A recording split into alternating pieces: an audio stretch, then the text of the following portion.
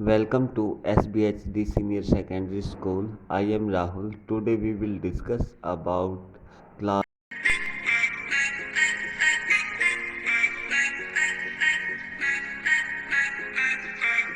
आज से एक दिन पहले जब मैं 9 साल का था और ये जिंदगी खुशनुमा सपनों से भरी पड़ी थी।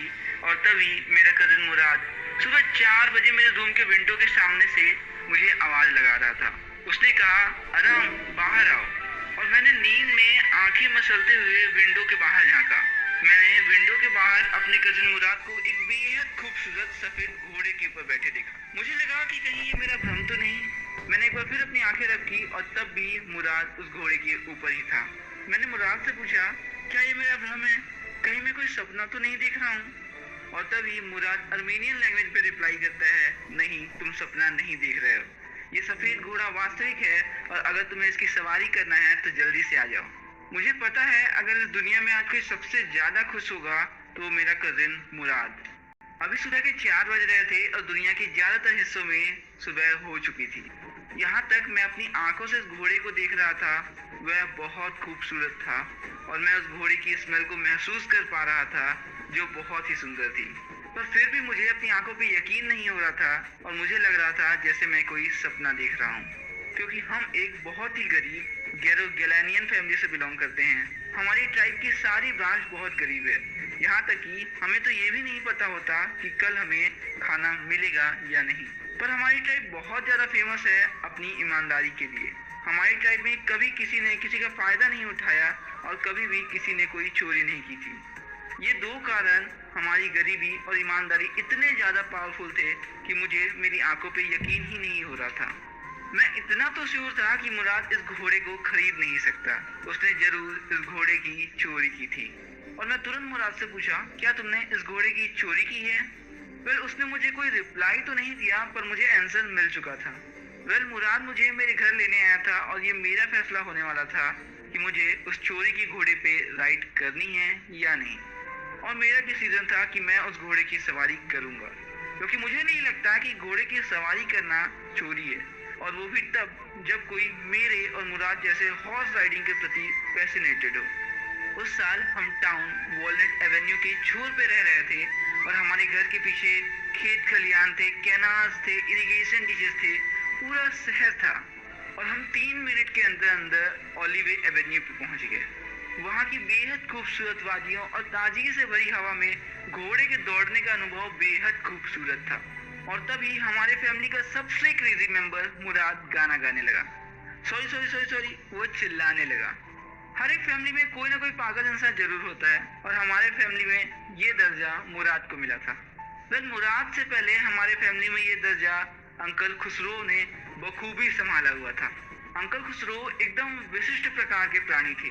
उनके काले लंबे बाल थे, बहुत लंबी मूछें थी और वो इतने इम्पेशेंट थे कि कोई भी बात कर रहा हो, कुछ भी बात कर रहा हो, अंकल खुसरो उसे चिल्ला कर रोक देते थे और कहते थे, इट इज नो हार्म, पे नो अटेंशन टू इट। इसमें कोई नुकसान नहीं, ध्यान मत दो। एक बार अंकल खुसरो सैलून पे शेव करवा रहे थे और तभी उनका बेटा आता है और कहता है, पापा जल्दी से घर चलो, घर में आग लग गई है। और अंकल खुसरो, मैंने कहा ना इसमें कोई नुकसान नहीं है, ध्यान मत दो। पर पापा इसमें नुकसान है, घर में आग लग गई है। और अंकल खुसरो, मैंने कहा ना इसमें कोई नुकसान नहीं है, ध्यान मत दो। और हमारे फैमिली में सब ऐसा कहते थे कि मुराद अंकल खुसरो का नेचुरल डिसेंडेंट है, मतलब अंकल खुसरो की ही छाया है। वैसे मुराद के पिता ज़ौरब एक बहुत ही प्रैक्टिकल इंसान थे। लोग भले से ही कहते हैं कि बेटा अपने पिता की परछाई होता है, पर इसका मतलब ये नहीं है कि बेटे की आत्मा भी पिता की आत्मा की परछाई हो। आपको पता है, हम यहाँ खूबसूरत वादियों का आनंद ले रहे थे और वहाँ हमारे पेरेंट्स और नेबर्स को ये लग रहा होगा कि हम सो रहे हैं। और तभी अचानक से राइडिंग करते करते मेरे कजिन मुराद ने कहा, तुम उतरो, मुझे अकेले राइड करना है। मैंने कहा ठीक है, पर तुम मुझे भी अकेले राइड करने दोगे तो? और तभी मुराद ने कहा, ये तो घोड़े पे डिपेंड करता है कि वो तुम्हें अपने ऊपर राइड करने देता है या नहीं। मैंने कहा क्यों क्यों नहीं करने देगा? जरूर करने देगा। और मुराद ने कहा, चलो ठीक है, पर तुम उतरो तो। हाँ ठीक है, मैं उतरता हूँ, लेकिन याद रखना तुम्हारे बाद मेरी चांस है। और तभी मुराद ने कहा, ओके एरम, लेकिन तुम भूल रहे हो कि मेरे पास हॉर्स राइडिंग की समझ है। और मैंने कहा तुम्हारे पास हॉर्स राइडिंग की समझ है तो क्या हुआ, मेरे पास भी है। मैं नीचे उतरा और मुराद घोड़े की हील्स पे जोर से पाँव मारा और तेज से चिल्लाया, वजीरे दौड़। और तभी एकदम रफ्तार के साथ घोड़ा मेरे आंखों के सामने से ओझल हो गया और अगले 5 मिनट बाद मुराद पसीने से तरबतर होके मेरे सामने आ चुका था। और अभी मेरी बारी थी हॉर्स राइडिंग की।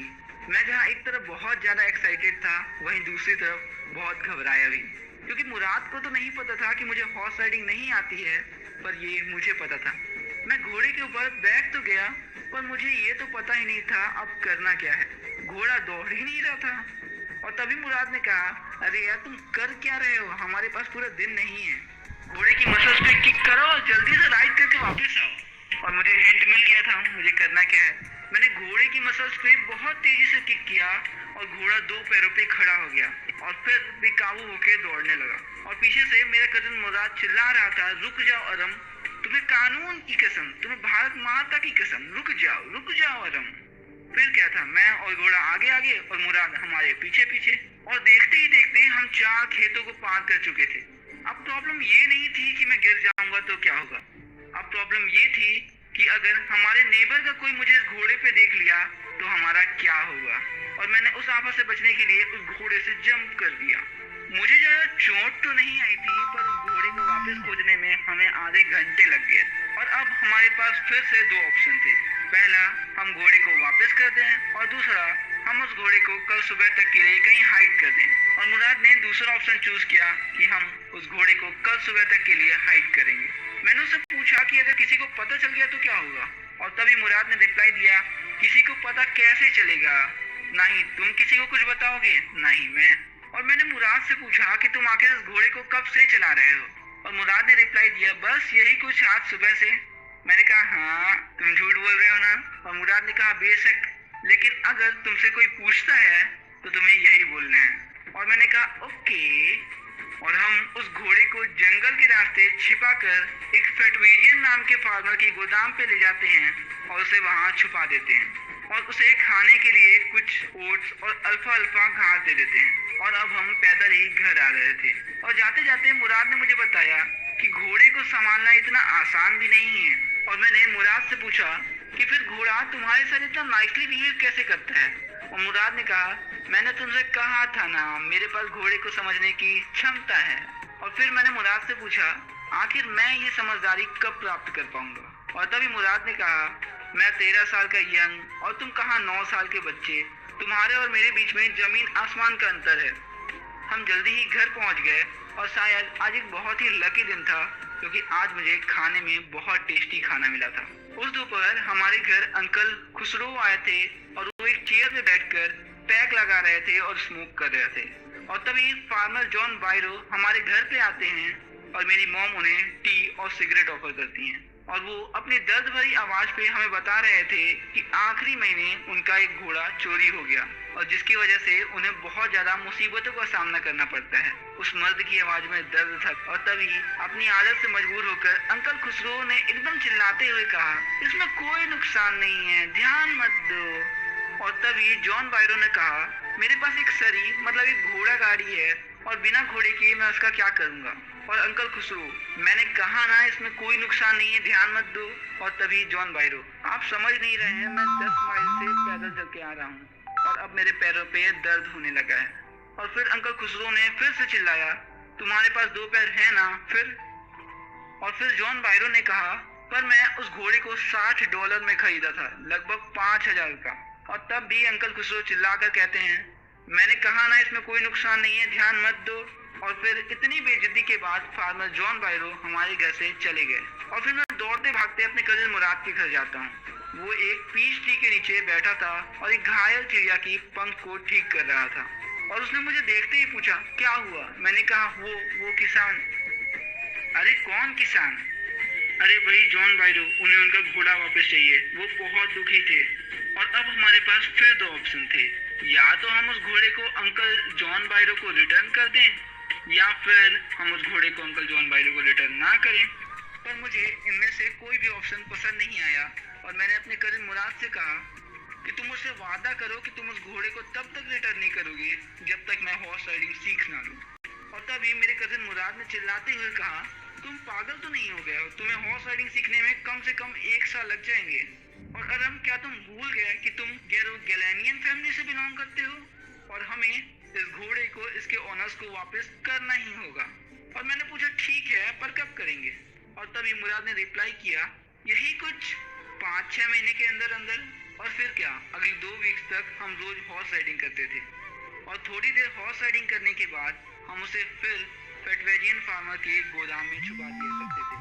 और उन 2 हफ्तों के बाद एक दिन वैसे ही हम हॉर्स राइडिंग करने के बाद उस घोड़े को हाइड करने जा ही रहे थे कि तभी हमें रास्ते में जॉन बायरो मिल गए, उस घोड़े के ओनर। मैं एकदम घबरा गया और तभी मुराद ने कहा, तुम्हें कुछ भी बोलने की जरूरत नहीं है, मैं फार्मर जॉन बायरो से बात करता हूँ। और इससे पहले कि जॉन बायरो कुछ कहते, मुराद ने उन्हें गुड मॉर्निंग विश किया और उन्होंने हमें गुड मॉर्निंग रिटर्न विश किया।